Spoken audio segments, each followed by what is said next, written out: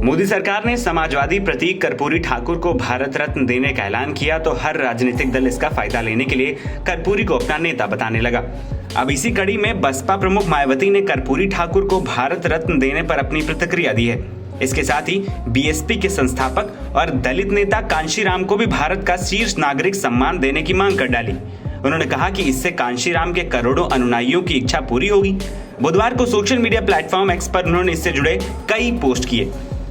इनमें मायावती ने कर्पूरी ठाकुर के भारत रत्न से सम्मानित करने का स्वागत किया। उन्होंने कहा, बिहार के 2 बार सीएम रहे कर्पूरी ठाकुर को भारत रत्न से सम्मानित करने का केंद्र का फैसला देर से ही सही लेकिन स्वागत योग्य है। उन्होंने कर्पूरी ठाकुर के परिवार और उनके अनुयायियों को बधाई भी दी।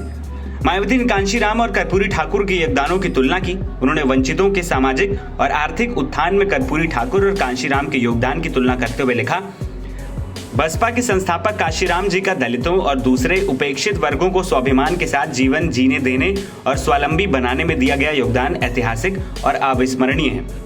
वहीं मायावती की पोस्ट के बाद आरजेडी प्रमुख लालू प्रसाद यादव ने केंद्र सरकार से कर्पूरी ठाकुर के साथ ही समाजवादी नेता राम मनोहर लोहिया और दलित नेता कांशीराम को भी भारत रत्न सम्मान देने की मांग कर डाली। उन्होंने कहा कि इन नेताओं ने दलितों, वंचितों एवं पीड़ितों की आवाज दी है। ये भारत रत्न के असल हकदार हैं। बुधवार को स्थानीय श्री कृष्ण स्मारक भवन सभागार में राजद की ओर से आयोजित जन नायक कर्पूरी ठाकुर की 100वीं जन्म शताब्दी समारोह का उद्घाटन करने के बाद लालू यादव ने यह बात कही थी।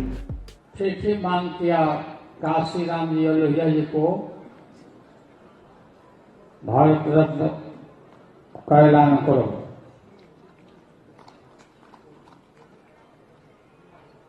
ये हमारा हक है, देश का लोगों को डिजर्व करते हैं, कोई भीख नहीं है।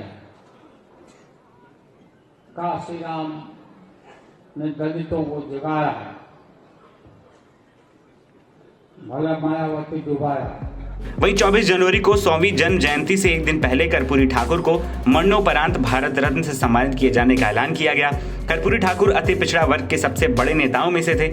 उनके बारे में कहा जाता है कि कर्पूरी ठाकुर बिहार की राजनीति में उस जगह तक पहुंचे थे जहां उनकी जैसी पृष्ठभूमि से आने वाले किसी नेता के लिए पहुंच पाना लगभग असंभव था।